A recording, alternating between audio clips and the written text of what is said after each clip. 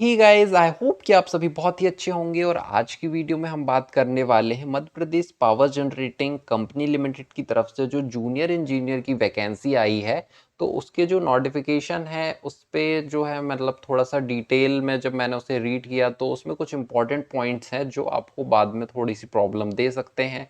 तो उन पॉइंट्स का आपको जानना जो है ज़रूरी है, तो उन्हीं पॉइंट्स के बारे में हम बात करेंगे।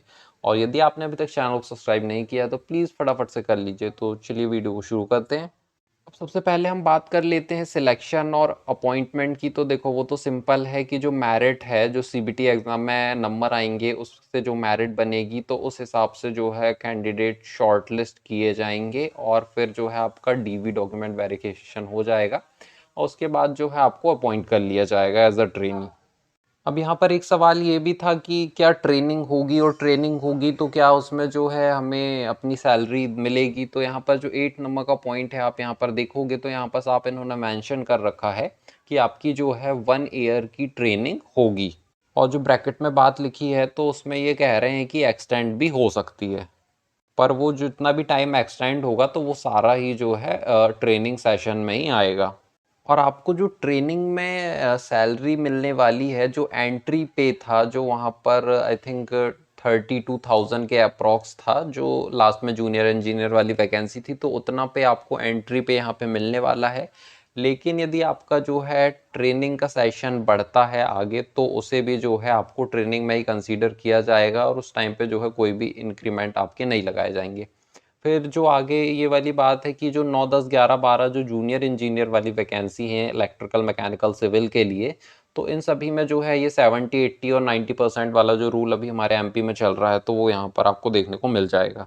तो इस वजह से जो है आपको बेसिक पे स्टार्टिंग से 32,000 जो है यहाँ पर देखने को नहीं मिलेगा। आई होप कि आप जो है इस पॉइंट को समझ गए होंगे। फिर जो है अगला और बहुत ही इम्पॉर्टेंट पॉइंट है जो हम यहाँ पर देख लेते हैं कि यहाँ पर सर्विस एग्रीमेंट और जो है यहाँ पर श्योरिटी बॉन्ड के बारे में बात की जा रही है। तो ये जो बॉन्ड है आपका 3 साल के लिए रहेगा कि आप जो है ज्वाइन करने के 3 साल तक जो है आप इससे जो है रिज़ाइन नहीं कर सकते। यहाँ आप जो है 10th नंबर के ये फर्स्ट पॉइंट को देखोगे कि वैलिडिटी ऑफ द बॉन्ड, तो यहाँ पर आपको ये बताया जाएगा कि 500 रुपीज़ का जो स्टाम्प है उस पर बॉन्ड बनेगा जो कि 3 साल के लिए वैलिड रहेगा, यानी कि उसके बाद उसकी वैलिडिटी खत्म हो जाएगी और 3 साल के लिए वैलिड रहेगा। और यदि कोई भी जो है रिज़ाइन करता है या छोड़ता है जॉब, तो जो अनरिजर्व्ड कैटेगरी के स्टूडेंट्स हैं उन्हें यहाँ पर 2 लाख रुपए का जो है बॉन्ड का अमाउंट जो है कंपनी को देना पड़ेगा। और जो पीडब्ल्यूडी और जो एससी एसटी ओबीसी के कैंडिडेट्स हैं तो उन्हें 1 लाख रुपए का जो है यहाँ पर बॉन्ड का अमाउंट देना पड़ेगा।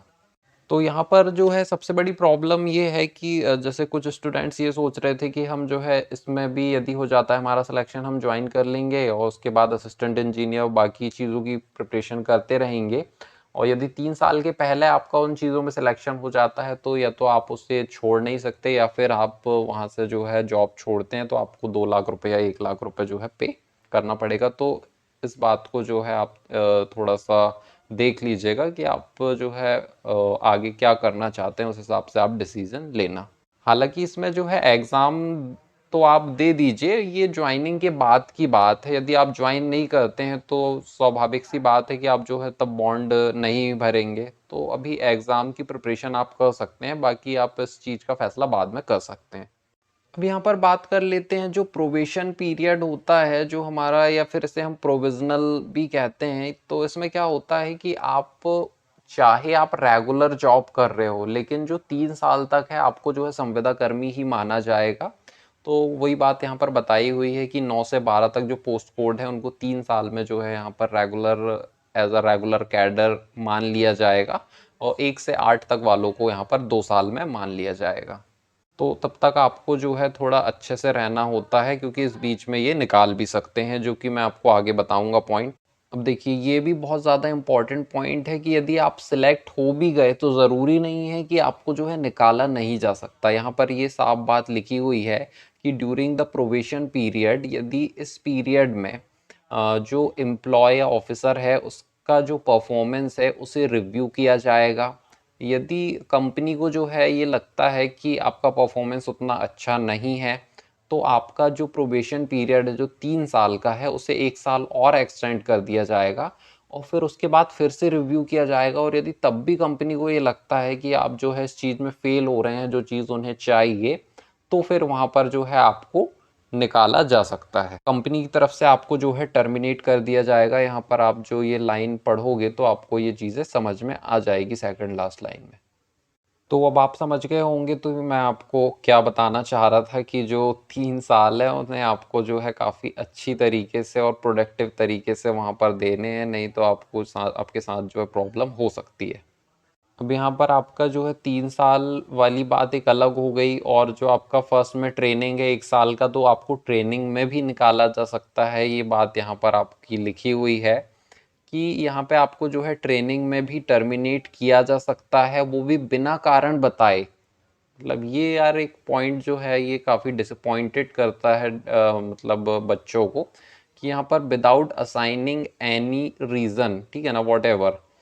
और उसमें आपको जो है या तो 1 महीने पहले से नोटिस दे दिया जाएगा, 1 मंथ नोटिस, या फिर आपको 1 मंथ की सैलरी यहाँ पर देखने को मिल जाएगी, और आपको जो है सिलेक्ट होने के बाद भी ट्रेनिंग से बाहर निकाला जा सकता है बिना किसी कारण से।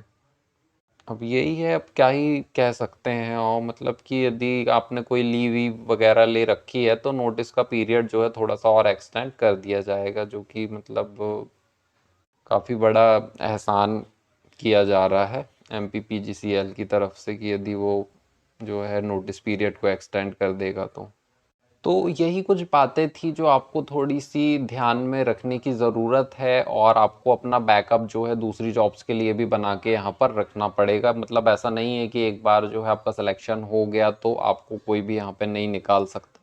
तो बस यही बातें मैं आपको बताना चाह रहा था, और भी आप जो है अपने हिसाब से भी नोटिफिकेशन को रीड कर सकते हैं, आप जो है चीज़ें उसको ढूंढ सकते हैं।